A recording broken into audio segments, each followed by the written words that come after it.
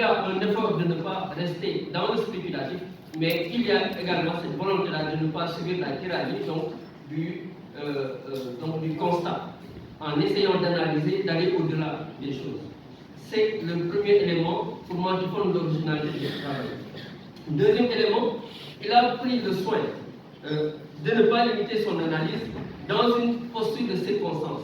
Le professeur Faye l'a dit tout à l'heure, dans ce travail-là, il s'est beaucoup appuyé sur la réalité historique du pays, en analysant par exemple la crise morale. Il remonte vers déjà 1962, mais il évoque également le livre de El Hadj Malick Sy, Rayana Pangou, donc sur des questions de l'éthique et sur la crise morale depuis 1920. Donc il a fait cet effort-là de faire une analyse longitudinale et de ne pas être limité dans une analyse circonstancielle. Troisième élément pour moi qui fonde aussi l'originalité de son travail, il a une approche réaliste.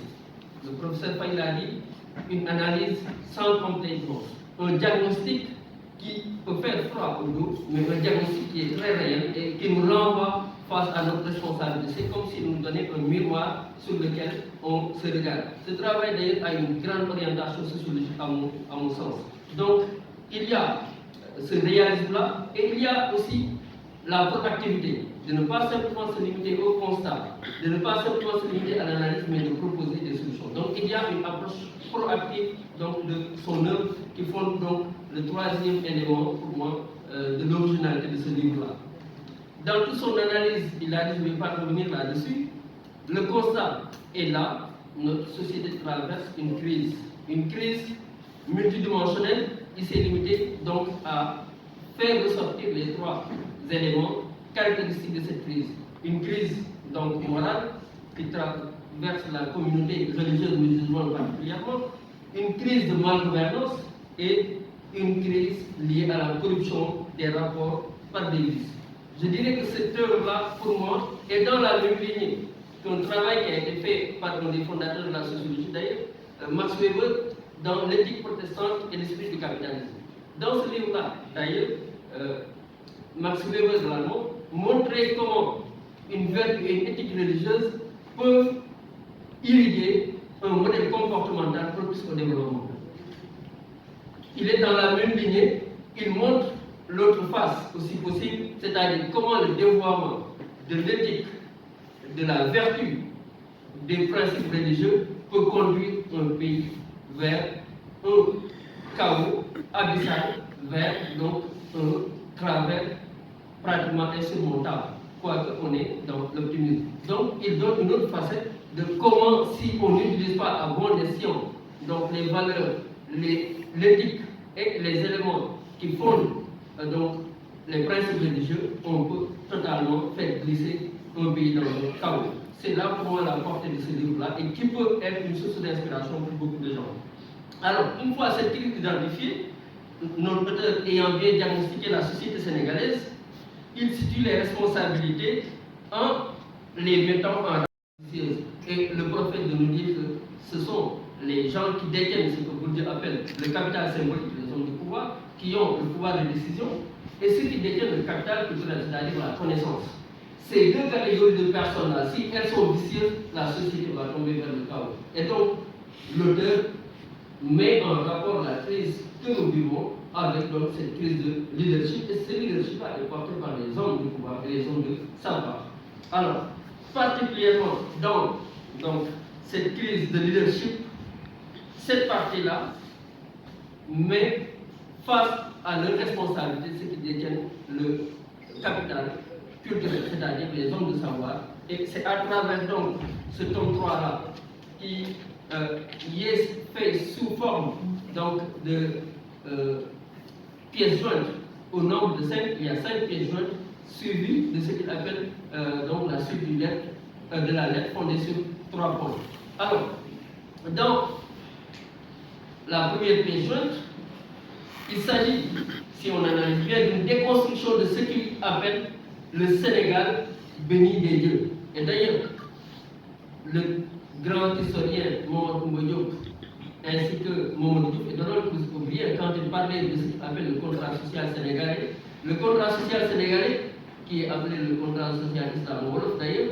Ce contrat social-là, quelque part, faisait ressortir que ce Sénégal était un Sénégal sorti, un Sénégal en tout cas béni des dieux, et qui fait qu'on puisse parler donc de l'exception sénégalaise. Tous les pays, beaucoup de pays ont connu des coups d'État, ont connu des chaos, mais le Sénégal semble préservé parce que le Sénégal serait ce pays béni des dieux.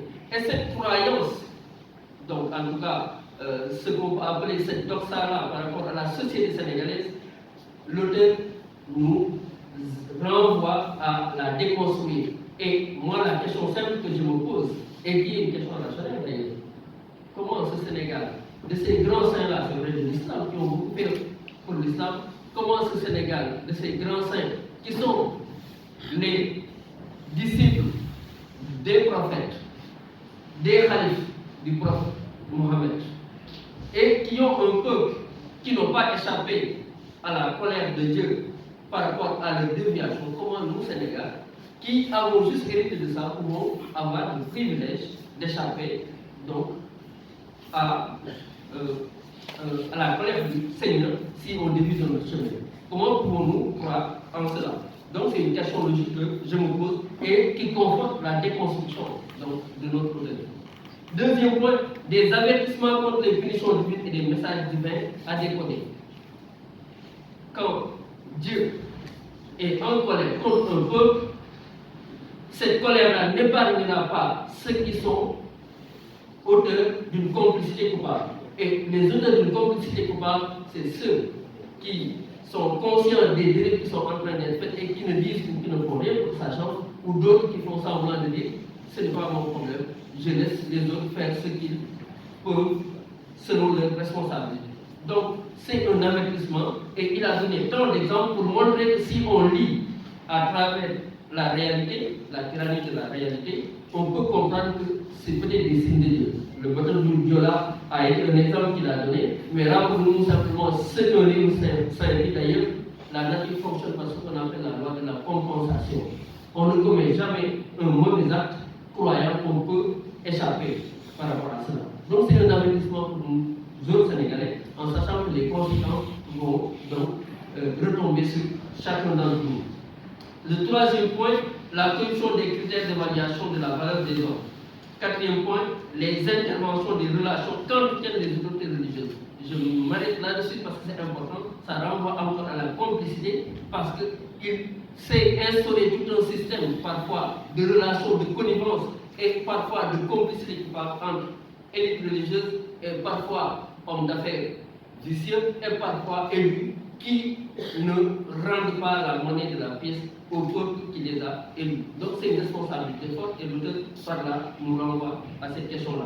La deuxième question est en rapport avec ce qu'on peut appeler donc les entorses aux règles les plus élémentaires du vivre ensemble et aux règles les plus élémentaires de civilité. Là, on parle des dérives verbales et des entorses à des prescriptions coraniques au sein de la communauté musulmane. Les dérives verbales sont visibles dans le monde réel, mais aussi dans le monde virtuel qui n'a fait qu'exacerber ce qui existait déjà. Les insultes ont toujours existé et on les a toujours utilisées à tort et travers. Aujourd'hui, les réseaux sociaux, le monde du numérique, en donnant la possibilité d'être anonyme, donc n'ont fait que cristalliser en tout cas ces vices-là que nous avions et que nous exprimions dans d'autres cas. Les entorses à des piliers de l'islam, donc d'ailleurs l'acceptation de l'unicité de Dieu. Les dérives dans les pratiques religieuses au sein de la communauté musulmane. Les péchés induits par les préjudices causés aux personnes morales. Donc, dans ce deuxième point-là, donc, il nous renvoie à ce qui est le signe le plus visible donc, de la bonne éducation, c'est-à-dire l'expression. Par l'expression, donc, on traduit, on montre qui on est. Et donc, on dit d'ailleurs très souvent par l'écriture, quand on écrit, on se travestit, mais quand on parle également, on montre quelle éducation on a. Et aujourd'hui, c'est le plus grand indicateur pour montrer la crise morale que nous vivons. Troisième pièce jointe, là, c'est un appel, à mon sens, une interpellation de ces guides religieux par rapport à la nécessité de s'engager et donc de combattre ce qui constitue la source du mal. Et dans cette pièce jointe, il nous parle de convergence, de coalition du bien contre le mal.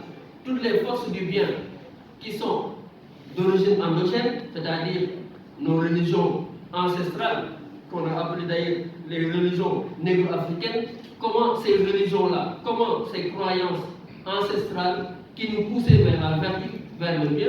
À titre d'exemple, quand on parle de la culture tiède, on fait référence à la culture de l'honneur, au respect de l'engagement.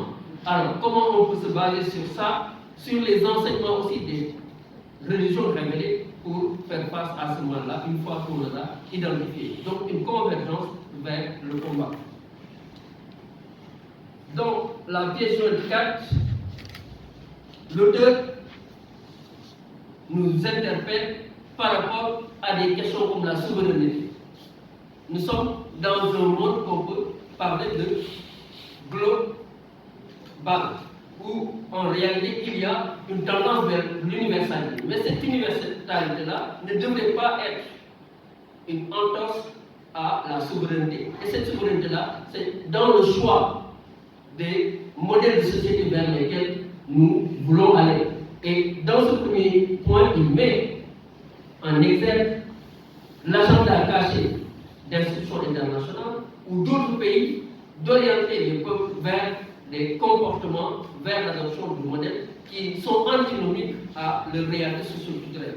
Par exemple, on peut parler d'homosexualité, on peut parler d'adultère, on peut parler d'évolution sociétale, qui sont les signes de cette société qui est bousculée en interne, mais par les forces aussi qui viennent de l'extérieur, et d'où l'intérêt donc des hommes religieux. Et il y a eu des cas par rapport à une certaine loi sur l'homosexualité et d'autres aujourd'hui que certains présidents portent. Et il est de la responsabilité de l'État, il est de la responsabilité des guides religieux de se tenir debout et d'assumer, en tout cas, la place qui est attendue d'eux pour faire face à cela.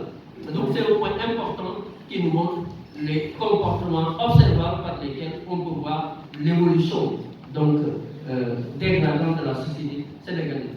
Cinquième pièce jointe, enfin, l'auteur nous renvoie vers cette nécessité d'engagement à travers donc un choix entre le parti d'Allah, le parti d'Allah et le parti du diable, c'est-à-dire toutes ces forces qui sont conscientes d'appartenir dans l'univers du bien doivent s'unir pour faire face à ces forces maléfiques qui quelque part portent une atteinte à cette société sénégalaise qui est une société qui se veut émergente. Donc l'engagement à travers l'identification des forces du mal, mais aussi un choix assumé d'être dans l'univers du bien. Il s'ensuit maintenant ce qu'il appelle la suite de la lettre sur 3 points. Le premier point est ce qui est attendu des autorités religieuses. Deuxième point, le rôle exceptionnel de la communauté des mourides, donc la communauté mouride pourrait jouer pour avoir joué un rôle important dans le rayonnement de l'islam et de montrer une alternative possible face à ce monde qui va vers la déchéance. Et donc le troisième point, ce sont les propos conclusifs de cette lettre. Alors, je terminerai pour dire qu'en fait ce livre-là pour moi est un chantier, et en tout cas une source importante pour nous montrer le chantier le plus urgent et le plus fondamental, qui pourra nous permettre de rebâtir, de reconstituer et de renforcer pour moi la base essentielle pour que ce pays-là puisse s'orienter de manière inexorable vers le bien, c'est-à-dire la famille et l'école. Parce que l'auteur nous parle d'un projet éducatif important. Et le projet éducatif part par 2 instances de socialisation, c'est-à-dire la famille, parce qu'une société est toujours basée sur la famille, que vous alliez aux États-Unis, en France, ailleurs, à chaque fois qu'il y a une échéance électorale, l'enjeu fondamental c'est la famille. Alors, donc comment rebâtir cette société-là en partant de la famille, puis aussi en partant de l'instance de socialisation secondaire qui est l'école. Quelle école? Et un débat a existé depuis, d'ailleurs, je renvoie aux États-Unis de l'éducation et de la formation, 1981, où les points essentiels qui devaient permettre de bâtir une nouvelle école endogène qui se base sur nos réalités étaient déjà dégagés. Mais comme le disent les Burkinabés, nous sommes Sénégalais très forts pour accoucher d'idées intéressantes que nous allons ensuite lancer dans les tiroirs et que peut-être d'autres pays vont, en faisant du belge, vont venir prendre et appliquer tout justement. On dit que si vous voulez changer des choses, vous n'avez pas besoin de réfléchir. Les Sénégalais ont déjà réfléchi et ils ont rangé donc, dans les tiroirs les bonnes réflexions qu'ils ont. Il s'agit simplement de les appliquer. En fin de compte, donc, ça nous permettra de bâtir l'homme sénégalais nouveau qu'il faudra pour que ce pays puisse se développer. Parce que pour moi, la première richesse, et on l'a déjà dit, d'un développement, la première chose, c'est l'homme. Si on a l'homme qu'il faut, on peut se développer. Si on a la société qu'il faut, la société étant fondée sur donc, la composante élémentaire qui est l'homme, donc si on a la société qu'il faut, composer les hommes qu'il faut, éduquer là où il le faut, avec les valeurs qu'il le faut, cette société-là peut émerger. J'en termine là et je remercie encore une fois de plus mon